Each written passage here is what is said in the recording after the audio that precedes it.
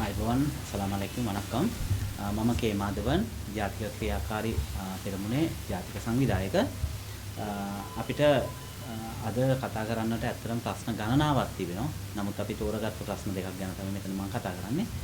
එකක් තමයි දැන් මීට පෙරත් කතා කරා මේ වෛද්‍ය ක්ෂේත්‍රයේ අද මතුවලා තිබෙන ඊටාත්ම අරි ගැස්සිය යුතුම ප්‍රශ්න දෙකක් ගැන.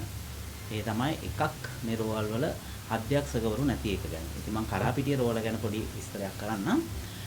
දැන් කරාපිටිය රෝලේ දැන් සතියකට ඉස්සෙල්ලා මේ මාස 16 වෙනි දිනට හැසේ ආබාධ තියෙන අයට දින දීලා 16 වෙනිදාට දින දීලා ඒ සල්ලි කටයුතු සඳහා පැමිණෙන්නට කියලා දින දීලා තිබුණා.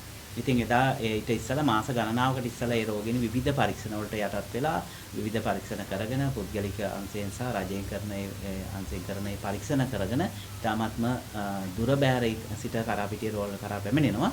ඉතින් මේ රෝගීන් එම මුදල් වියදම් කරගෙන ඒ සියලුම පරීක්ෂණ කටයුතු කරගෙන 16 වෙනිදා උදේ 7 වෙනකොට රෝල කරා පැමිණිලා ලියාපදිංචි වෙලා එදා රෝහලේ නවතින්නට තමයි ආරාධනා කරලා තිබුණේ ඒගොල්ලන්ට ඇවිල්ලා මේ නවතින්නේ කියලා. ඒතකොට අපි දැක්කා එදා උදේ 16 වෙනිදා උදේ 7 වෙනකොට රෝගීන් විශාල ප්‍රමාණයක් රෝහල කරා පැමිණ සිටියා. එතකොට ඒ රෝගීන්ගේ විවිධ ආබාධ ඇසේ සුද මතුවීම, එතකොට කාච දැමීම, මේ වගේ කාච මැනුම් කරලා ඒ බේත් කරලා සියල්ලක්ම කරලා තමයි දැන් රෝගීන්ව 16 වෙනිදා එහෙම නැත්නම් 17 වෙනිදා උදේට ශල්‍ය කර්මයේ සඳහා භාජනය කරන්නට තමයි ඒ රෝගීන් පැමිණලා සිටියේ. නමුත් 9යි කාල විතර වෙන විට රෝගීන්ට කියන ඕගොල්ලෝ නිවාස කරා යන්න අද මොකද ඕගොල්ලන්ට ශල්‍ය කර්මය කරන්නට හිටපු වෛද්‍යතුමිය අද දින මේ විශ්‍රාම ගියා කියලා. විශ්‍රාම ගන්නවලා තියෙනවා.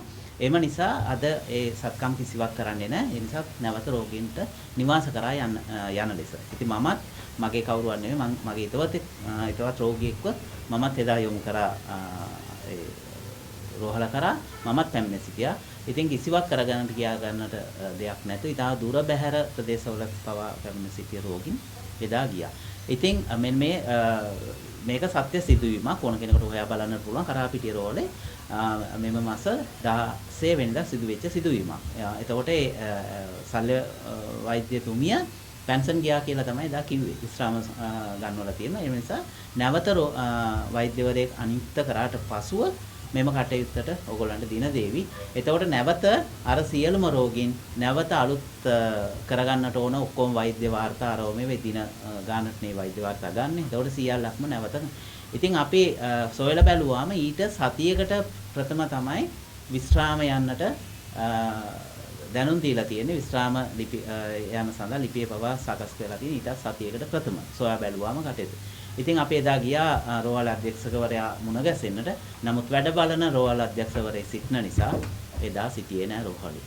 ඉතින් අපි කාට කියන්නද මේක? මෙන්න මේ සත්‍ය සිදුවීමක්. එයට මමත් සාක්ෂිකරුවෙක්. මොකද මමත් එදා රෝහල කරා ගිය නිසා.